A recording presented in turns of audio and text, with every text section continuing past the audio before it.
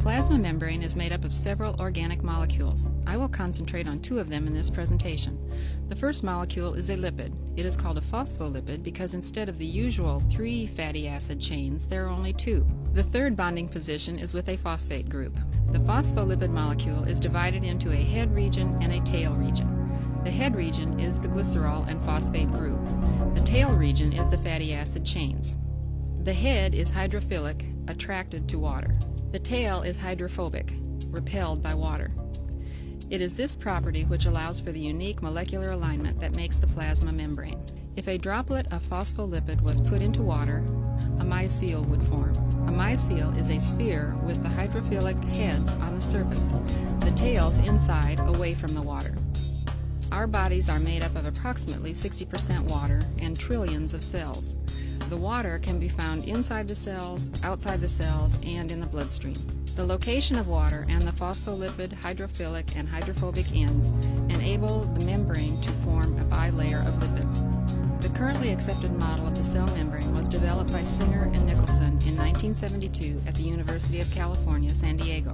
Pictured here, the plasma membrane looks like a sea of lipid with icebergs floating in it. The membrane is very flexible and has a fluid motion. This design of the plasma membrane is called the fluid mosaic model. Quite often, these proteins have sugar molecules attached to them, forming glycoproteins. These molecules extend from the membrane surface and act as an identification marker. The proteins are used by the immune system to identify a cell as being self, or foreign called non-self. Each individual has their own biochemical makeup. In other words, each human being has their own set of cellular proteins. But if a cell comes into the body that has a different set of proteins, whether it is a bacteria or an organ transplant, the immune system may identify it as self or as non-self and attack. In order for the cell to survive, many different materials must be able to cross the plasma membrane. When water passes through a cell's membrane, the type of diffusion is called osmosis. When solid particles pass through a cell's membrane, the type of diffusion is called dialysis. Before looking at this movement through the membrane, it is important to understand the movement of molecules in general. Atoms and molecules are in constant motion. This random motion will disrupt the cluster rather than maintain it. This motion is referred to as Brownian movement. This motion is always present in some degree, in gases, in liquids, and even in solids. For instance, if a bottle of perfume is left open in a room, eventually, no matter where you are in that room, you are able to smell the perfume. The molecules of air hit the liquid, causing the liquid molecules to move into the air. At the time the bottle is first opened, there is a high concentration of perfume molecules in the bottle, a very low concentration of perfume in the air. As the perfume molecules are bombarded by the air, the concentration of perfume is dispersed into the air. In other words, the perfume is moving down a concentration gradient, high to low. This movement is called diffusion. It uses Brownian movement. Now let's take a look at another example of diffusion. In this aquarium of water, we drop some blue dye.